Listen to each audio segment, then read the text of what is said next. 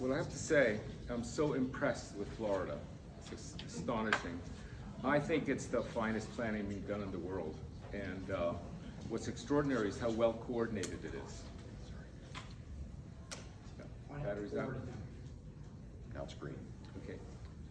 So what we saw today was very, very well coordinated. The great achievement of the new urbanism is how all the silos are speaking to each other. We saw architecture, we saw civil engineers, traffic engineers, developers, all speaking the same language. Elected officials, all of these used to be, our job used to be to coordinate actually everyone. We might find that everybody agreed, but they weren't speaking to each other. And I think one of the great solvents was the transect, which kept coming up. You know, the people who care about moonlight and dark sky can speak to the ones that care about drainage. And it's all transect. So what the transect does is a common language. And I think, I don't know how else it's doing elsewhere in the country, but certainly in Florida, it's a terrific achievement. So today, oh, by the way, the quality of new urbanist speakers, you must admit, is extraordinarily high. It's always been that way. It's really great. Kept up the tradition. Today, many things were mentioned. As I said, all the technicalities, but there was one thing that was just alluded to very, very lightly, which was the difficulty with the public process. Okay, there was just little hints, which I was sensitive to. I don't know how many you caught, but I probably caught 4 or 5. You know, the difficulty of getting things done. And I think what you all know who are practicing is how we've actually figured out how to do things, but we still have difficulty getting approvals. And a lot of it has to do with the public process and what has happened to it over time. And I would like to contextualize the public process. You know, where it began, where it's going, what its benefits, and what its difficulties are. And we have plenty of thinking at a very high intellectual level, thanks to Emily Taylor, which is one of the great professors of new urbanism. And I'm going to paraphrase some of the things that she may say if she were here today about the public process. The first thing is, somebody alluded, Bruce alluded that the planning profession, urban planning as a profession was begun by John Nolan in 1926. Okay, that's in America, but actually was begun worldwide around 1850 with Baron Haussmann in Paris. It's a very, very young profession when you compare it to law, medicine, you know, any of the others, warfare. You know, they're all very old professions. Planning as a profession is very recent. And it was really Haussmann and Napoleon III in Paris in 1850 that, you know, turned the villages, the dreadful villages of Paris into the great beautiful city of the 19th century. But it was also Cerdà in Barcelona. Cerdà, which among the professionals, he's actually more highly regarded even than Haussmann. And what Cerdà did, he made Barcelona healthy. It was an incredibly decrepit, actually they both were, both Paris and Barcelona. But within a generation, the average age of death in Barcelona went up from something like, I remember thinking, something like 17 to 44. You know, people would die on average at 17, and a generation later, when the Cerdà plan was in, it was 44. And these planners were like gods. I mean, they would walk down the street and they would be mobbed because they had actually saved more lives than doctors. They were rock stars. And that gave the profession an extraordinary prestige. They could do anything they wanted because they made the cities beautiful and they made the cities healthy. And they would say, put that avenue through here, and people would clear out and Paris would be demolished. Cerdà would lay out a plan that was followed for 100 years because they were so trusted. It was the most trusted of professions. In fact, this trust continued all the way till the 1950s, because you may have this peculiar sort of situation like, how did planners get back from the Second World War, look at a neighborhood full of people living there, thousands of people living there, businesses, memories, schools, and say, demolish it, take it down, I've got a better idea. Take it down, I've got a better idea, the towers in the park. And the whole country would salute and actually demolish the entire neighborhood. And I've actually met people who actually experienced that, actually in St. Louis.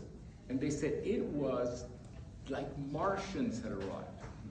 We're just walking on down the street, you know, here's my aunt, there's my post office, this is where my granddaddy lived, and then somebody would say, well, you've got, you know, a year and a half to clear out. Don't worry, we'll rehouse you much better. You got a year and a half to clear out, and by the way, the businesses will not be replaced. And it was, you know, if we think a balloon is a weird invasion, you should imagine what Model Cities was in 1950. Because of the prestige of the profession.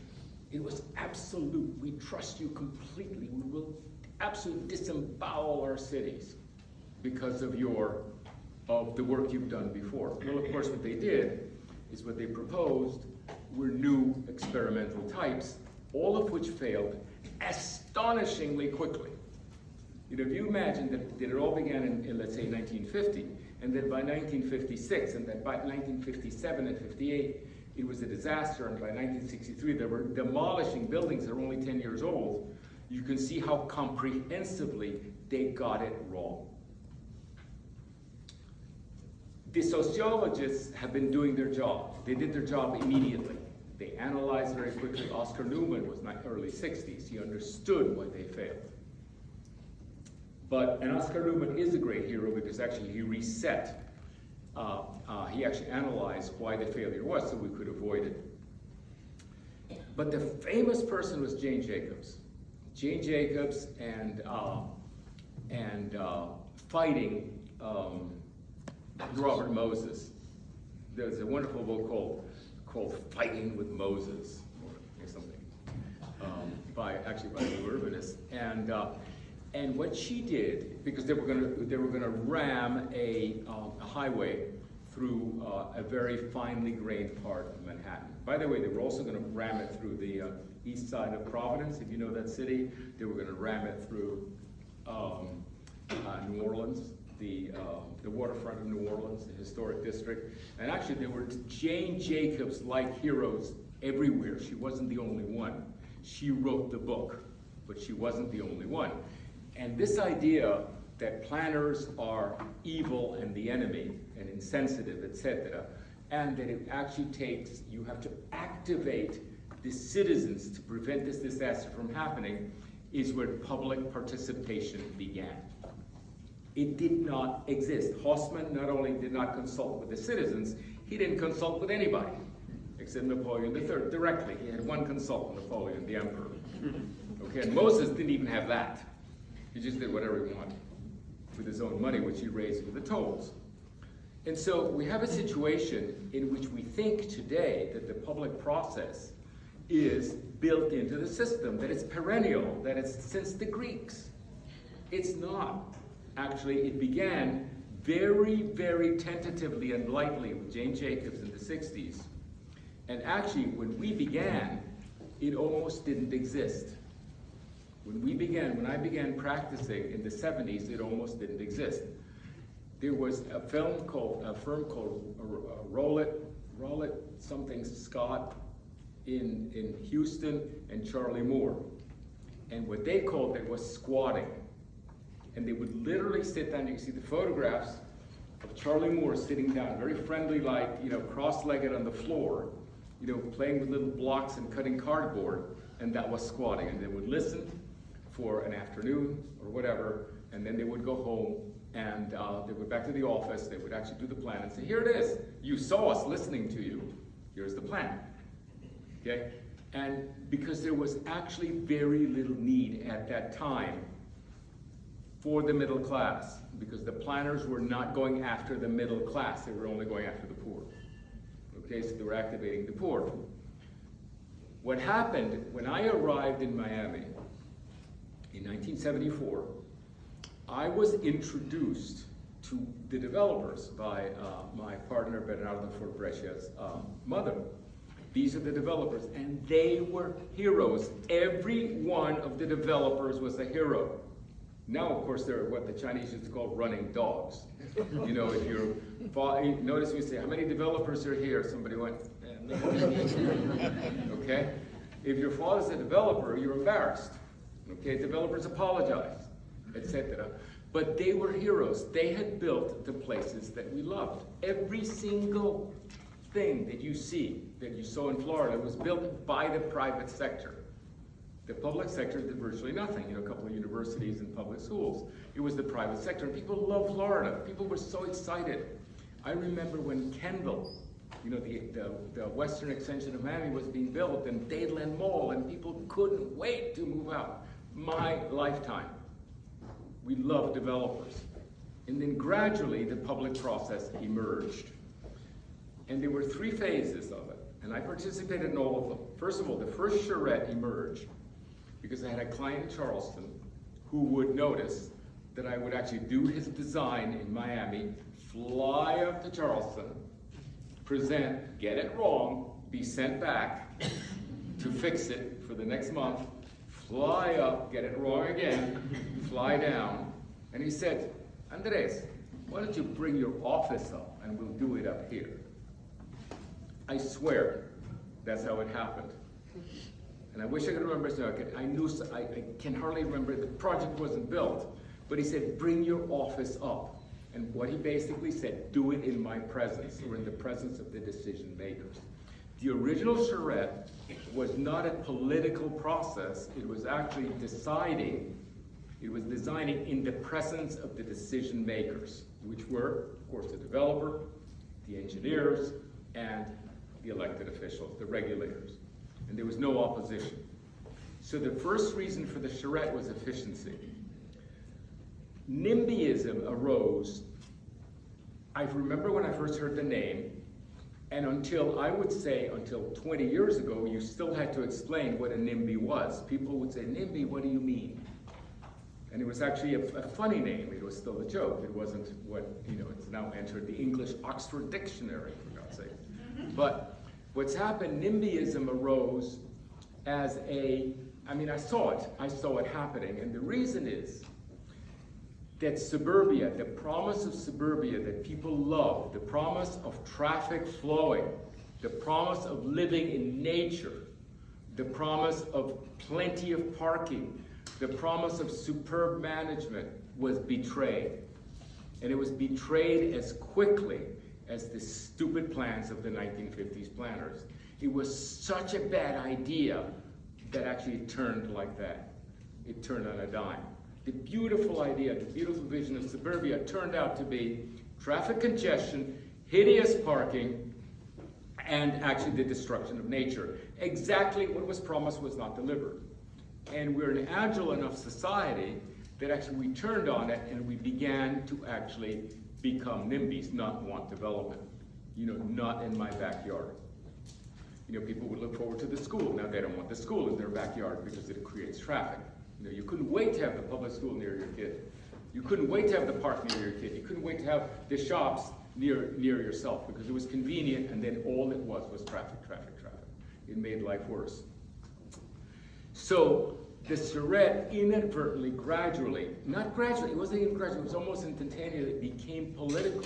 It became a political campaign to convince people that didn't want what developers offered. And if you saw the early charrettes, it was a very clear dialectic. I would present with extraordinary precision why they hated what developers did. Not vaguely, but this is why you hate it. Remember the pairs of slides that I would show? I would say, this is why you hate it. This is why your life is miserable. This is why your kid is psychotic. You know, everything about it. This is why you don't have any money. This is why the food is crap. You know, I would just present precisely why it was. And they said, damn, this guy really understands why my life has gone to shit. And then I would say, yes, I understand. I know exactly where I am with you. And what we are doing is exactly not that. So the sequence was, here it is. I can explain why it is that you're a NIMBY, and this is not what we're doing. And then I would present what came to be known as the new urbanism. So it became political. It was a political scheme. Now, as NIMBYism continued to arise and became turbo supercharged by the internet, in which a mob can be delivered on short order anytime that there's a meeting. And furthermore, because it used to be difficult to assemble a mob, you'd have to be a condo. You know, in a condo, I mean, the condo commandos would come down and make your life miserable. But now you do it like that. You know, there's a hearing tonight, and we'll mob it, and we'll make life miserable for the elected officials. And furthermore, because most elections, most local elections are basically, you know, decided by a couple of hundred people, and you can deliver 500 anytime you want, you know, you could actually have an enormous political effect.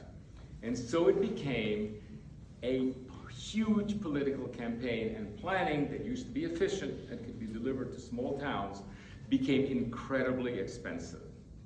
And many of the things we saw today, many of the plans we saw today, are outrageously expensive plans. And it's not the technology. We've got the technology. The technology is really efficiently developed. Hey, Rick, how do you do this? You know, Jeffrey, how do you do this? Do you want a smart code? Yeah, we have a standard issue smart code. Planning could cost a 10th or a 20th and be taken to every small town in Florida very, very easily if the process had not become so darn expensive because of the political side. And when people say, why do you charge that much? I say, well, you know, if you just want me to throw the technicals over the wall, we'll have 3 meetings and I'll do it, right? I'll do it. By the way, John Nolan, I believe, designed about, 200 or 400 towns locally. I mean, in the United States, 400 towns. And I actually read how he did the plan for San Diego. He showed up to San Diego. I think he was there probably 10 days, as I remember. He consulted with people he decided that he needed to hear from, as a judge would. You know, I need a witness, I need an expert witness, and the judge calls for 3 or 4 expert witnesses. He would speak to the people in San Diego, a couple of dozen, maybe a dozen, go back to Boston, do the plan, mail it back, done. And that's why he could do 400. They were good plans, because he did consult. By the way, planners always consulted. It's just they didn't have to convince everybody who crawls in the door in 4 feet. Okay. So now we have a problem that is so intractable that it exhausts us. The other day, even people as patient saints like Nathan Norris called me in despair. Okay, just a few days ago, Nathan, God, you know, charming people like Victor Dover sometimes get tired. You know, it's superhuman, the kind of skill set that it takes to get anything decent. And of course, as Liz mentioned, it degenerates constantly. Division is launched, and mediocrity is like gravity. It brings you down like that, straight down. You know, it's just like gravity. It's a force like gravity. You know, it's palpable, the mediocrity. So I at least am adverse to pain. You know, I don't like to keep hitting myself in the head with a hammer. And so I began to really think through what it is that could make this process work better. And the breakthrough was actually someone in Perth, Australia, which is the west coast of Australia, that looks like California used to look. And I was doing a project there, and I'm giving a tour, and there's this beautiful beach, which is like Malibu. And it has the mansions of the wealthy people lined up on the beach, you know, on a cliff, just like that, one after the other. And there was a clubhouse, a public clubhouse that had been built in front of the rich people's mansions, and I just could hardly believe it. How did you get that done? Didn't the rich people mob the scene? And he says, the way I put it, I said, don't you have a democracy here in Australia? How do you get this clubhouse built in front?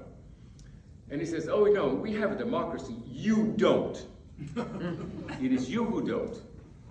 And I said, what do you mean by that? And he said, a democracy requires a random sample, not the incitement of mobs. And what you guys do in America, you incite small mobs. And we do that by actually calling forth, let's say we need to place a school somewhere. So what happens is that we say, oh, let's invite all the neighbors within 1,000 feet. Okay? That's a vested interest that's against it. And furthermore, the closer they are to whatever you're doing, let's say there's a little outbuilding that has to be built somewhere. So we incite 1,000 feet very carefully. Say, did they all get notifications, the 1,000 people? Have you notified the mob? Okay, and say, yes, oh yes, we brought 800 of the 1,000 mobsters to come in. And the closer they are to the little, whatever it is, that outbuilding you're making, the more standing they have. I live next to this. I have to look. I have to listen to whatever, the record player, like that. And he says that's not a democracy. So let's talk about what a random sample is. Have you noticed that polls can actually get within 2 or 3 or 4 percentage points with just talking to or carefully talking to 1,000 people? The reason why? How can only 1,000 people be within 3% of when actually it would be 8 million who are voting? That's really what they do, because they're very, very careful to select a random sample. And when they get it wrong, it's because this sample has been tainted by actually, not enough right-wing people actually admit that they're right-wing people, so they won't answer the phone. Stuff like that affected, that got the polls wrong. So what they do in Australia, they actually use the jury pool. And they say, for example, let's say that clubhouse in Australia was going to be built. And they say, well, we are going to, you get a notice, you get a notification. Jury pool, literally the jury pool. It said 500 people come in and say, we're going to have, they don't call it a charrette, but an inquiry by design, on a clubhouse to be built here. And we need 200 of you to volunteer for 3 meetings. The first one will describe, the second will do, and then the third one you'll go to the first and second hearing of the city council. So it's time certain, you understand, you have a deep understanding of the issue. By the way, the neighbors, they also have a say. The 52 rich people, they have a say. The people next to the school, they have a say. But they're not misunderstood as the public as a whole. It's not the town as a whole. Everybody knows they're as vested an interest as the developer is. Right? Obviously, yes, you can speak all you want, but we know who you are, and you have an interest in not having the clubhouse in front. So the city as a whole comes in, the 200 who are actually highly experienced. Not, I don't know anything about this project, but I'm walking in. I just walked in, I don't know anything, and I hate it. That feeling. Okay? I am qualified because I'm a biped. And I walked in. We put up with that. We put up with that. And they have as much say as anybody else. When Australia, the neighbor is a vested interest, and they get a random sample. By the way, you don't need the jury pool. You can just use the C's from the phone book, and it's a random sample, instead of the people you incite within 1,000 feet. So I said, wow, now that is interesting. So that was, right away, I began to think, boy, that's scenario planning. This is what the vision of the neighbors is, and this is what the vision of the city as a whole is. Now, you may have heard of scenario planning. Calthorpe uses scenario planning. He initiated, particularly that term, in new urbanism. And if you see scenario planning, usually it's regional. He lays out a region and he says, if we do business as usual, it's going to occupy this much land. He shows you the map. And then if we actually elicit or we encourage 6 towns, it would look like this. And then if we encourage only 3 towns, we can connect the rail and it will look like this, and this will be the tax implications. His scenarios are different intensities of the same thing. Okay? And by the way, almost always people they choose the middle scenario, which is pretty good. Say, we don't just want a new city, we'll take 3 towns, but we don't want the sprawl. Okay, that's scenario planning. But what I saw was a different kind of scenario planning. And I began trying it just in Vero Beach about 4 years ago. And so and by the way, one of the things I learned from Calthorpe is one of his scenarios is what happens if we do nothing, which is incredibly interesting because what happens if we do nothing is suburban sprawl. And so when I was working on this, what happened was a kind of, this is a very, very lively city, Vero Beach. They would secede from the world if they could. They would secede from the 20th century. So what I said, look, we're gonna do 1, 2, 3, 4, we're gonna do 6 scenarios, and they're gonna go like this. The first scenario is what happened, and it has to do with the old sewer plant and the old power plant that were being on the waterfront, that were being knocked down, and they were going to build essentially a kind of town center. Okay, and of course it's complex because there's already an existing town center. There were different things to worry about. It wasn't just slam dunk. Okay, so we really wanted an inquiry by design. So we said, what happens if you do nothing? And now this is something that has to be taken very seriously. You can't just say, if we do nothing, no. If we do nothing, it costs $300,000 in chain link fence to get it out of there. It costs $28,000 a year in police supervision. Mowing the lawn is $7,000.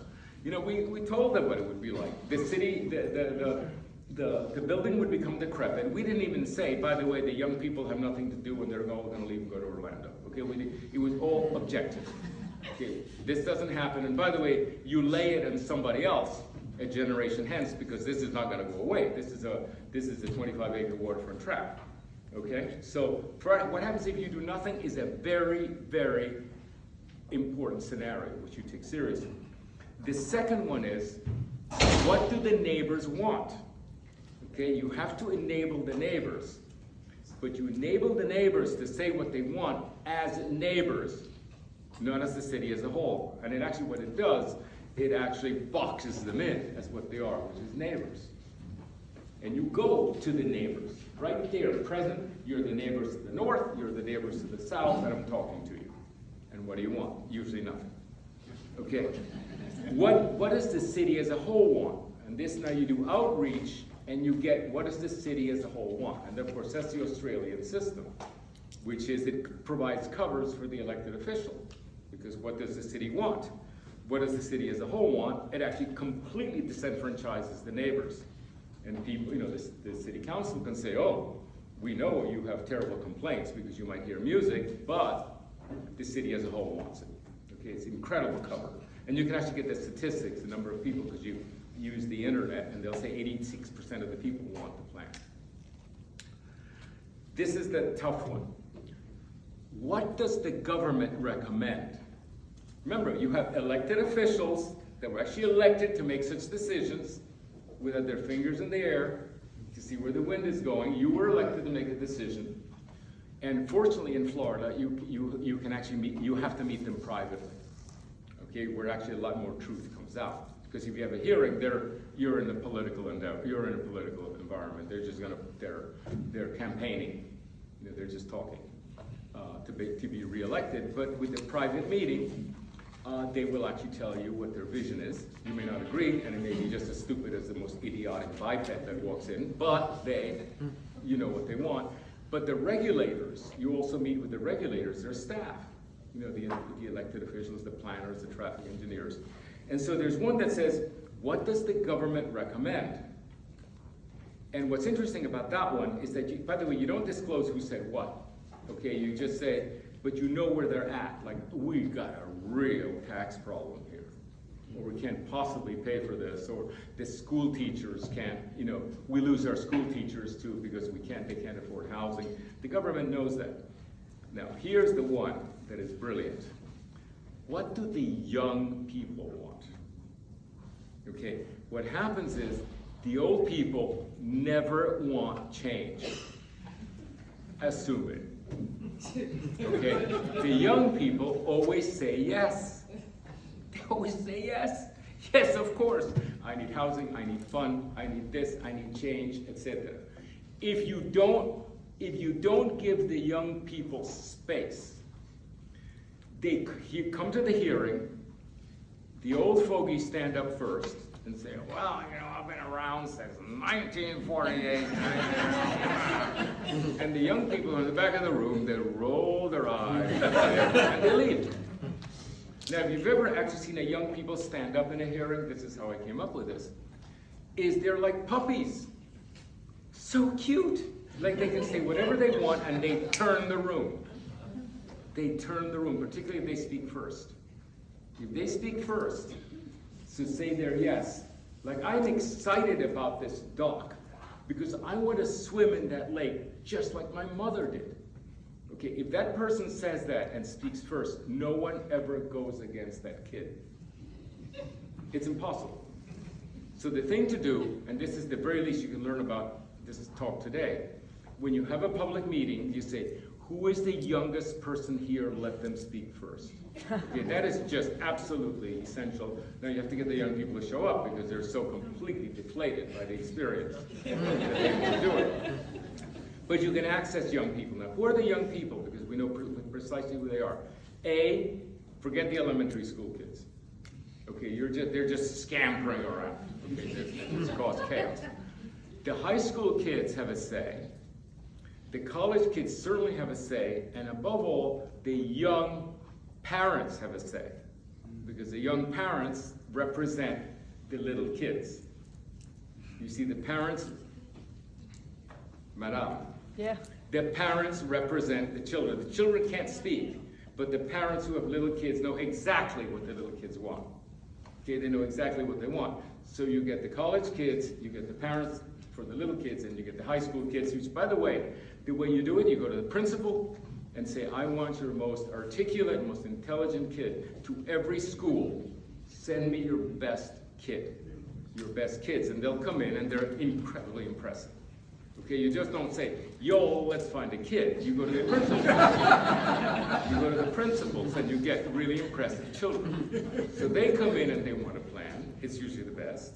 And then you say something which is, oh, and by the way, I remember when I was hired for this, you had rather high praise for my professional acumen. Would you like to know what I think?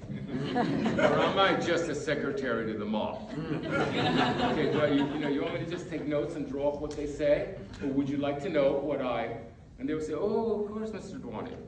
We'd like to know what you say, because you're like a famous planner. Okay? Now, what I do is I actually just combine everybody's good idea. And I'm not saying it's easy. It takes a lot of skill, okay, to do it. It really takes skill. But design, drawing, is a fantastic additional third skill. In addition to numbers, in addition to words, drawing can actually bring the vision together. The plan that's always selected is the plan of the consultant. It's always been my experience, and the reason is that you actually combine everybody's good idea. That's what you do. You combine it. If the project's large enough, it doesn't take a very large, you can't, if it's the architectural scale, you can't do it. Architecture cannot absorb very much. It wants to be relatively coherent. But urbanism loves diversity. It's its vitality. So this will not work for a small project. If you're just going to tinker with a corner of a building, or put some whatever, have a graffiti wall, it ain't going to work. But urbanism really does thrive with this. So what I would say is that the new charrette, and by the way, this doesn't just work for Vero. This works everywhere. You just think, and I wrote it up. Damn, I forgot to change the slide. Could you change the slide? Oh. Okay, anyway, what was coming up is the list, okay? Liz had the same experience. Okay. So you can take this with you. But this really does work. This is an absolute standard issue. I'm not sure it can be particularly improved. This really does cover everything, okay? And this is something you should try. And it gives people great confidence that they've been listened to, because this is the neighbor's plan. This is actually the one that doesn't work, honestly, is the elected officials don't want their opinion disclosed. That's the truth. Because they really do they just want to know what people think. But the rest work very, very well. Okay. I have crashed on the climate change issue in Florida because you can't mention it in any one of the many right-wing counties we have. Okay, you're absolutely shown the door, and if you're not shown the door, they leave by the door. Okay, you can't mention climate change. And so, of course, this can't be avoided. You have to deal with this. So, over time, I stumbled across some insights on how to present this to the public, how to present climate change. Now, I also object to climate change the way it's been sort of almost desiccated by the new urbanism, and it goes like this. Climate change is carbon, okay? We're loading the atmosphere with carbon. What we do to do that is we reduce driving. So reducing carbon means we reduce driving, which means we need transit, which means we need high density. Period. So all of the wonders of the new urbanism, of the great daily life, of happy children, have been reduced to one thing, I'm afraid. Okay, I'm sorry. But that's what we've done. We've reduced it to density. We've got to have density. The most intelligent people imaginable say, that's not urbanism, that doesn't have density. That's really what's happened in the discourse of the new urbanism, and it's been driven by this idiotic sequence of carbon, lowering cars, therefore transit, therefore to support transit is 16 units to the acre, and the hell with what Americans want, or whether you even want to have a professional career in planning, because that doesn't fly, not even in Florida. Okay? So, what's happened to this is that this again is stumbling. Okay, I've stumbled across something. Every once in a while, I say something that actually keeps people, calms them down, and they're much more positive. And I need to make the distinction between climate mitigation and climate adaptation. Almost everybody I speak to thinks that they're the same thing, or that they overlap so much that they're virtually the same thing. Mitigation and adaptation is the same thing. Okay, they're not. They're incredibly different. Okay, and let me just give you an example of how different it can be. You can make the argument that the hero, the poster child of mitigation is Manhattan. Why is Manhattan such a good place for mitigation? Well, because in Manhattan, people live packed tightly with each other. What's the best installation? Another apartment. Above it, below you, around you. That's the best insulation. Right? It's better than it's R5000 to have, an apartment next to you. So all Manhattanites live packed that way. Secondly, they walk tons. Thirdly, they take transit tons, and they don't sprawl all over the place, right? Because Manhattan's 3 million people could have occupied the rest of New York State if they had actually done it in Florida density. So they're the heroes of mitigation. They're the best for mitigation. What about adaptation? If the tide comes in, as it did or almost did, all of Manhattan's infrastructure, electrical infrastructure, is underground.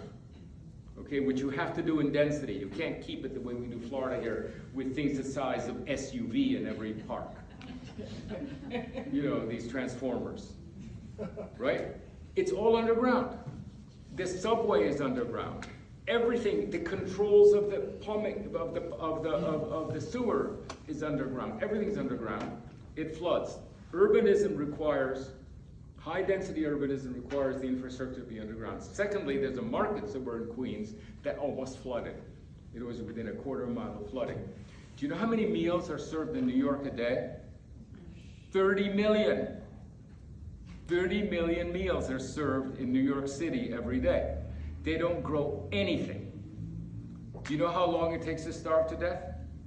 Or just to get hungry? Like half a day. So within 3 days you have a revolution because food doesn't come in. And furthermore, if you've seen what happened in New Orleans with Hurricane Katrina, the glass office buildings turned black with mold within a week. Of this. So New York, which is the poster child of mitigation, is the world's greatest disaster for adaptation. Absolutely clear. So how is it that we think that they're the same? They're not the same. They're very different. And actually, they're very different technically. And I want to make some very clear points here. Mitigation engages the causes of climate change. Adaptation engages the consequences. Okay, the causes of climate change is atmospheric carbon. The consequences are flooding, fire, windstorm, and drought. We can deal with that. That's actually what new urbanists do. That's our scale of operation. So if you think about consequences, adaptation is all about consequences, mitigation is all about causes. Couldn't be more different. Now, the second thing that happens is that the mitigation can only be affected by policy. The great decisions for mitigation is we're going to go nuclear, or we're going to actually tax carbon. That is a decision made at the very highest level of the federal government. Or we're going to subsidize electrical vehicles, or we're going to subsidize solar. All you can do if you're an adaptation person is to pick up a sign and go to Washington and lobby, or do Greta, yell at people. Okay? You can't actually do anything. You can only affect the highest levels of government. And there's another problem.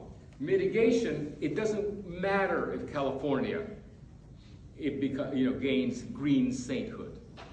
Okay, it doesn't matter. It doesn't matter if the United States does it. The whole world has to do it. This isn't a local environmental problem, like a watershed problem. Yeah, we fixed the Hudson, we fixed the airshed of the California basin. We've had great successes. We fixed the Black Forest. We've had great local successes. Okay, but this is not that. This is worldwide. Every single major country has to do their part, or it doesn't work at all. It doesn't work at all. So what did we find out about the Ukraine war? Which for me is the Pearl Harbor of mitigation. Okay, this is when we realized, oh shit. Okay, first of all, the Germans were cheating. Okay, the Germans that got rid of their nukes, the Germans, the saintly Germans, they were cheating. They were just, everything was coming from Russia with gas. Okay, that's the first thing that happened. The second, by the way, just parenthetically, the other saints, which are the Norwegians, the greenest country in Europe, where do they get their subsidies? By selling oil to somewhere else.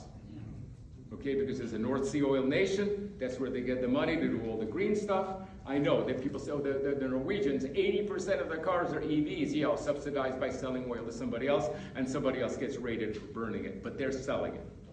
Okay, so that didn't work either. Then we find that Russia, the only thing they make is, now that their military equipment doesn't work very well, the only export they have is oil. They can't stop. They would literally grind to a halt. And then China is willing to buy it, and India, it turns out, actually cooks with coal. What are we going to do, starve them to death? And they're buying the oil. The upgrade in India is gas. And Africa, and Latin America, where are they at in the Ukraine war? They just want the oil. It has been totally revealed that the only people that are even thinking of even playing out at mitigation is Western Europe and the English-speaking, the old English Empire, Australia, Canada, the US. That's it. Okay, 2/3 of the world, it's totally revealed. This is our Pearl Harbor moment. We realize we're not going to make it. I think within 5-10 years, the only game will be adaptation. Okay? The good thing about it is that adaptation works absolutely at the level of the new urbanism, at the level of urbanism. Almost everything that needs to be done can be done locally, and I would say that 8 out of the 10 of the major techniques, which have to do with localization, which have to do with walking, which have to do with diversity, 8 of 10 of the techniques are within the toolkit of the new urbanism. So it puts us, it turns us from an absolutely marginal kind of player in which we say, well, we're going to use triple glazed glass. I mean, really, we're going to have You know, we're going to make sure the rainfall goes directly into the aquifer. Oh, good. You know, all that stuff is cosmetic. Okay, we are the masters of adaptation. All planners are. And furthermore, it's local.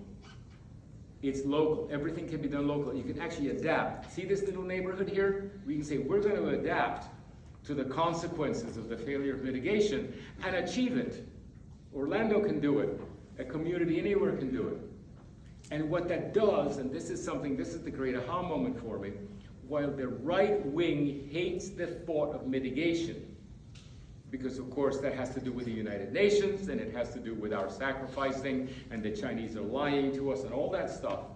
Well, mitigation is a left-wing agenda that drives the right wing crazy. The right wing loves adaptation because it enables local action. And they have no problem with local action. You see, they just don't want Washington telling us, or the UN telling us, or the Chinese lying to us. And for those of us who work primarily in right wing, and I don't know how many of you have found a left wing county in Florida, let me know. For those of us who actually have to work in Florida and Alabama and the South and the Sun Belt where all the growth is happening, let's develop a whole agenda for adaptation. Okay, now I want to get into one more thing. Okay. A lot of the confusion within our debate about when things are when the wheels are going to fall off, or when there's going to be a very slight thing. I find that after 3 years of debating this, most of the confusion is we're talking about different time frames. Okay, people who have kind of hope, they're thinking of 2030. You know, when the next report is when we have to be at 50%. 2060 is when the Chinese have promised to be at zero. Even the Chinese, and everybody else has to be at zero. And at that point, we're only screwed for a whole century. Okay, you know that. You know, that's how it works. If we get to zero at 2060, we suffer for the next century. But, you know, 17 generations hence, it's going to be okay. And then by 2090, you know what that means. Whenever I have a kind of statistical debate with somebody, I say, you're thinking 2030, 2060, 2090. And I think one of the things that is so interesting about the new urbanism in which we relate so closely to humans is that corresponds exactly with generations. For example, my generation is checking out absolutely by 2030, okay, which is totally checked out. The younger people here are checking out by the mothers. I met an almost exact specimen of the generation that's checking out at 2060, and her children are checking out at 2090, which means you can actually key it to the generations. You can say, your job is this, our job is this, your job is this, their job is this, and give everybody a mission. Apart from the fact that the advantage of 2030, 60, and 90 coincides with the report at 2030, the Chinese who said 2060, and then 2090 because it's another 30 years, which is generational. So you basically connect with generations, you can talk to them in the eye, this is your job, this is your mission, you are so lucky. No, I didn't have a mission to save the world, you do. Wow. So cool. You know, so you can talk to people that way. And also internally we know that we actually agree as long as we agree on the time frame. Now, because distinctions are very important, we learned this from Todd Zimmerman and Lori Vogt, that there are actually different market segments. And I want to, could you change the slide next time? Another one? Another slide? Disaster. Yeah, that is. Okay, so what I have discovered and tested it and actually read a little bit about this is that there are 6 market segments for action on climate change. And they're very different, and some of them are inaccessible to us, okay? The first thing is, if you ever run across a denialist, don't waste your time. That's somebody else's job. People have been trying to convince them for, 40 years. You know, they're experts at it. The world has agreed, as you know. If you meet a denialist, don't even bother in a public process to talk to them. Okay, it's hopeless, give them up. Okay. there is something else which is called the ethicists, the people who insist we do the right thing. Because it's the right thing, because nature is worthy. And they show you the polar bear cub. Say, look at this thing. Now most people say, what does that have to do with me? Right? What does that have to do with me? It has a lot of purchase in Europe. The reason, the number one ethicist is Greta Thunberg. Have you noticed we have to bring her by sailboat all the way from Scandinavia? Because we can't find anybody in America who actually does a credible, ethical argument. They're really difficult to tolerate. They're difficult people because they're right, and they have that, you know, they're right, and they're absolutely obnoxious about it. Okay. There's plenty of them in Northern Europe. They say, well, they do it in Denmark, they do it in North Germany.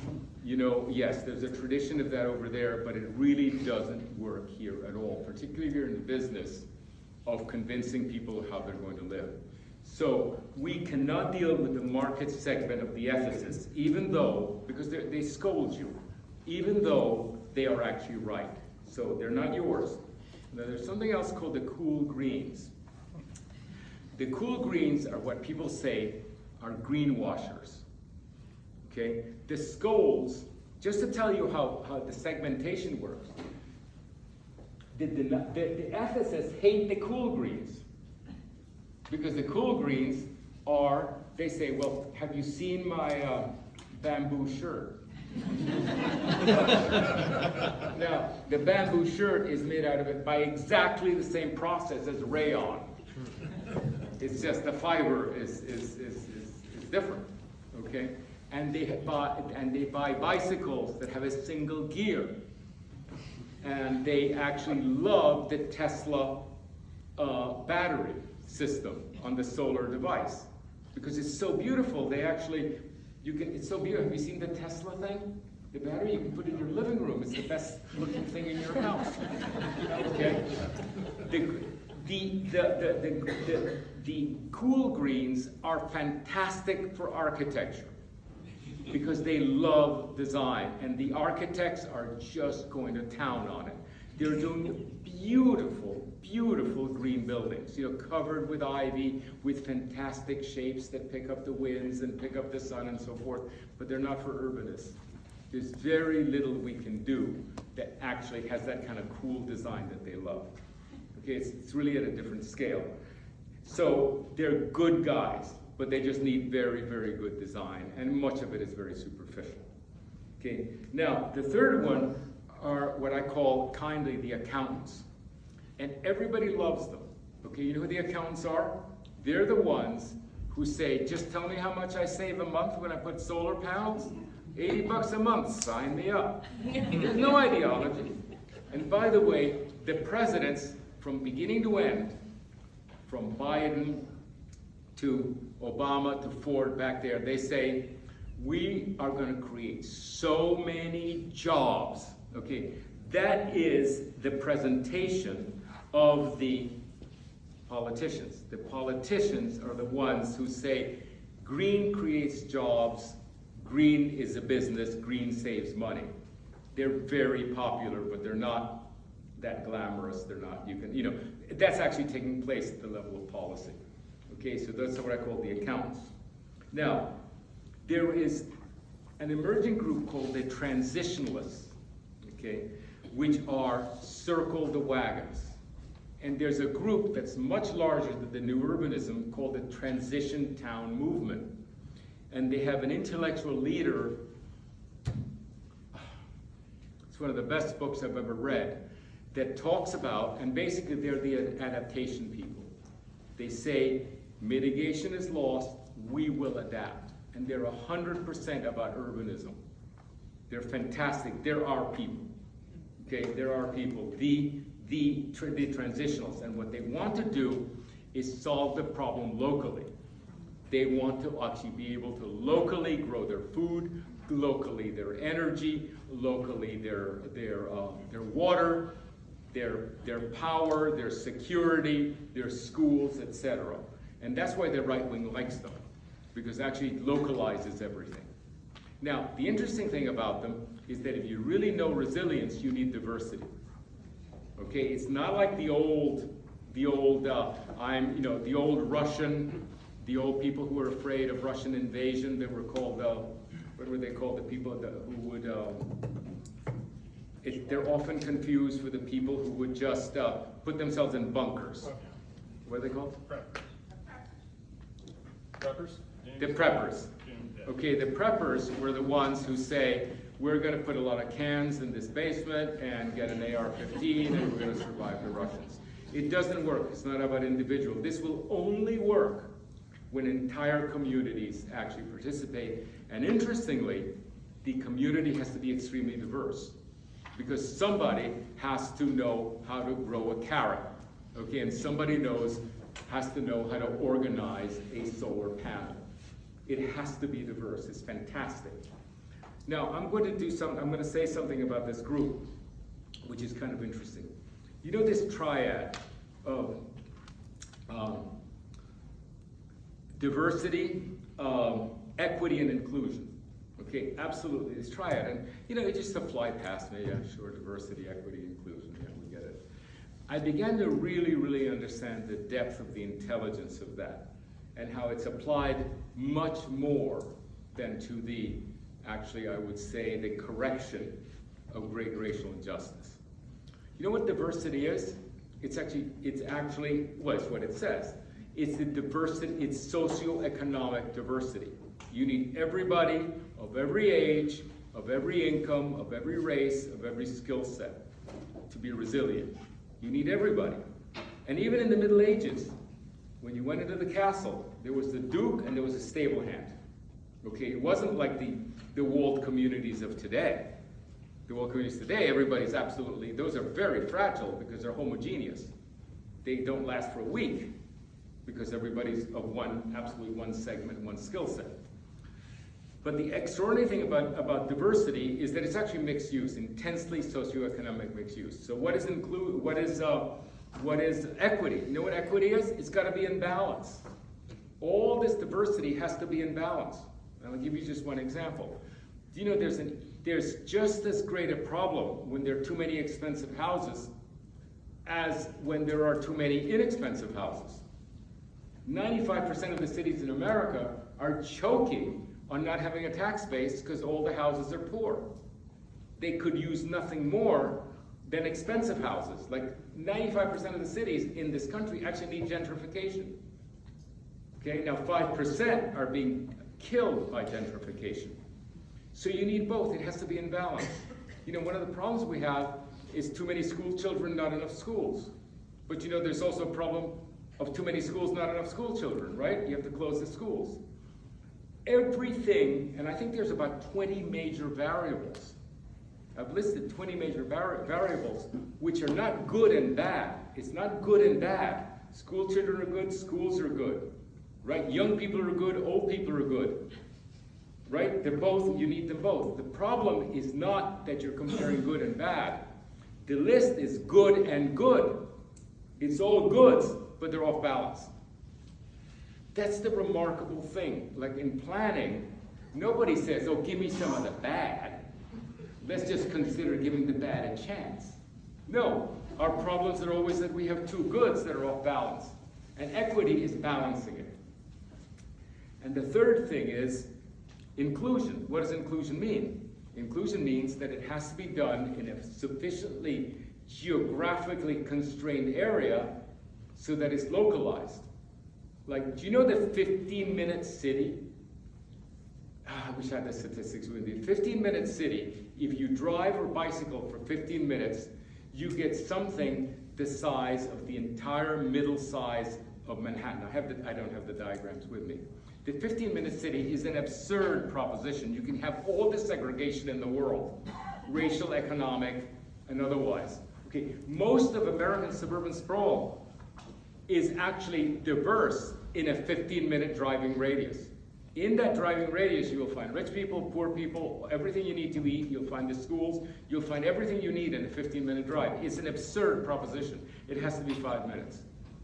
5 minutes is where actually people meet each other. The old New Urbanist 5 minutes is the inclusion. That is what we mean by inclusion. So you get this fantastic triad, which is almost like the architectural commodity, firmness, and delight. You get diversity, equity, and inclusion, which is mixed use, in balance, within a constrained spatial system. Now, I don't know whether that's stepping on anybody's toes, okay, because maybe that's assigned only to our racial tragedy, but it's really interesting how deep that is. And what it leads to is resilience, because that is the very definition of resilience. Okay, so that makes you warm and fuzzy. Now, there's another market segment. This market segment is the party on segment. Somebody mentioned it today. Somebody actually ended their speech. And we are going to have fun. And I said, whoa, the party on. Okay. The party on segment are not denialists. Do not confuse them with denialists. They're not at all. They're people who are so realistic that they know we're screwed. And that the only rational solution is enjoying whatever days we have left. And we say, well, no, they say, what about climate change? I know about climate change. This is why I'm enjoying every day. The fastest selling communities in the United States are the Leisurevilles. Excuse me, not obviously Leisurevilles, are the Margaritavilles. The fastest selling communities in the United States are the Margaritavilles. North of Seaside, they have Margaritaville has 478,000 houses permitted. The old St. Joe holdings. They traded off 95% of their ownership of all of North Florida, gave it to parks in exchange for almost 500,000 housing schemes. And they're all Margaritaville. That market segment of partying on, of having fun, of enjoying the last days that you have, the few that you have, is perfectly rational. Now, I don't know yet how to deal with it.